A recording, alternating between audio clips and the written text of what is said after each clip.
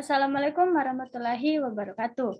Perkenalkan, nama saya Muftaruli dari kelas A, program studi S1 Akuntansi, Universitas Negeri Makassar, dengan NIM 210901501004. Video ini saya buat dalam rangka memenuhi ujian tengah semester untuk mata kuliah pengantar ilmu ekonomi. Dan video ini saya akan membahas tugas yang keempat, yaitu teori perilaku produsen.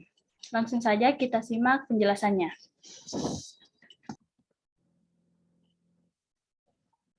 Yang telah dibahas tadi, di sini saya akan membahas tugas yang keempat, yaitu teori perilaku produsen. Langsung saja kita beralih ke soal yang pertama, yaitu sebutkan tujuan manusia melakukan kegiatan produksi. Tujuan manusia melakukan kegiatan produksi yaitu pertama, untuk memenuhi kebutuhan konsumen. Kedua, berupaya untuk memperoleh keuntungan sebesar-besarnya. Ketiga, menghasilkan barang setengah jadi guna memenuhi kebutuhan produksi selanjutnya. Keempat, meningkatkan produksi nasional dalam rangka meningkatkan kemakmuran rakyat.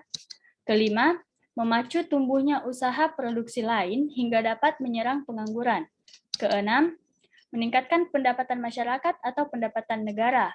Dan yang ketujuh, memproduksi barang-barang ekspor berarti meningkatkan sumber devisa negara. Selanjutnya soal yang kedua, yaitu 3 cara yang bisa dilakukan supaya produksi dapat bermanfaat bagi manusia. 3 cara yang bisa dilakukan supaya produksi bermanfaat bagi manusia.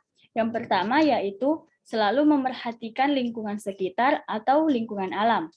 Kedua, tidak membahayakan sumber daya manusia atau SDM sekitar. Ketiga, efisien dan ekonomis. Soal yang ketiga, yaitu jelaskan perbedaan antara normalisasi dan diversifikasi. Normalisasi yaitu perluasan produksi dengan cara menambah keragaman dari satu jenis produksi. Sedangkan diversifikasi yaitu perluasan produksi dengan cara menambah jenis produksi. Soal yang keempat, yaitu jelaskan pengertian produksi dan berikan 3 contoh. Produksi merupakan cara, metode, teknik untuk menciptakan atau menambah kegunaan suatu barang atau jasa dengan menggunakan sumber-sumber. Contohnya, pertama, nelayan menangkap ikan, kemudian dijual di tempat pelelangan ikan. Kedua, petani menanam dan mengelola sawah untuk memproduksi padi. Ketiga, pabrik konveksi memproduksi kaos berbagai model, kemudian dijual di departemen store. Selanjutnya kita beralih ke soal kasus. Untuk kasus yang pertama yaitu dalam bidang pertanian seringkali terjadi gagal panen. Hasil-hasil pertanian dalam negeri tergilas oleh tingginya arus impor sembako. Padahal industri pertanian adalah motor penggerak ekonomi yang dapat mendongkrak daya beli masyarakat.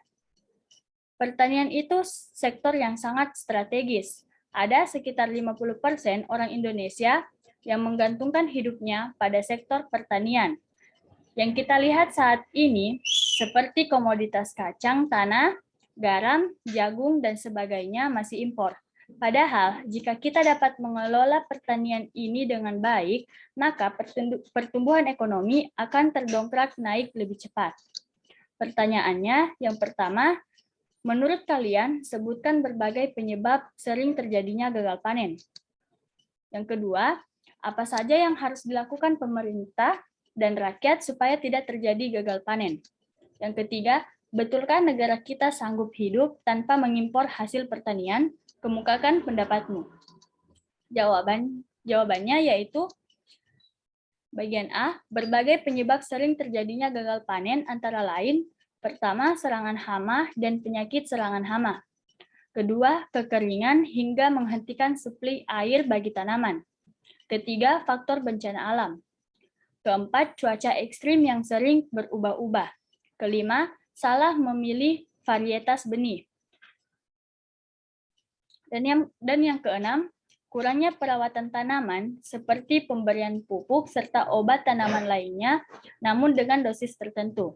Jawaban bagian B, yang harus dilakukan oleh pemerintah dan rakyat supaya tidak terjadi gagal panen, yaitu pemanfaatan sumber air, mitigasi kekeringan dengan alsintan atau alat mesin pertanian, koordinasi dan pengawalan air, serta memberikan perlindungan kepada petani dan asuransi.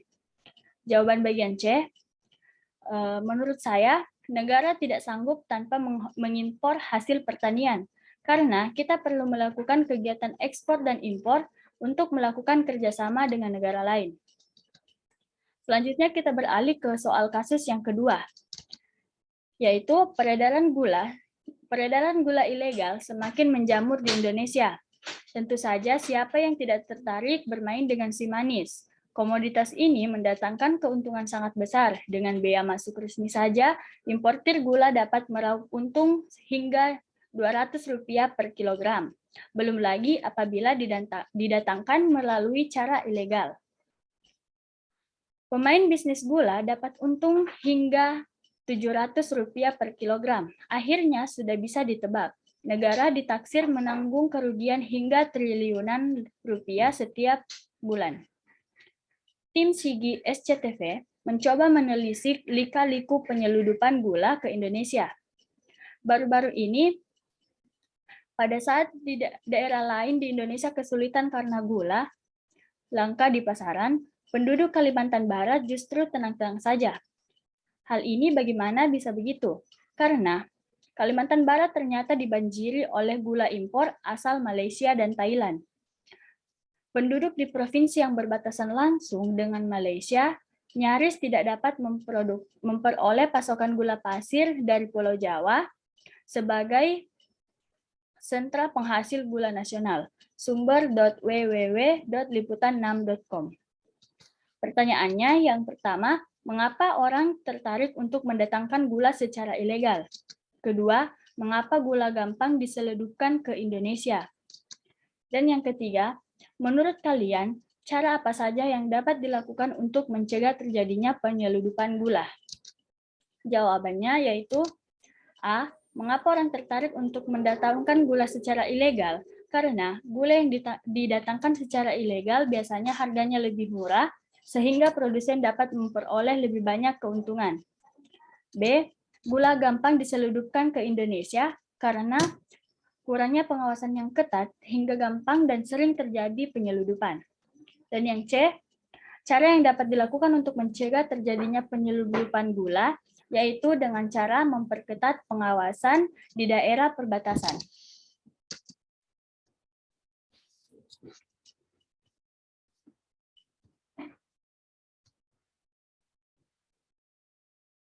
Itulah penjelasan saya tadi mengenai teori perilaku produsen.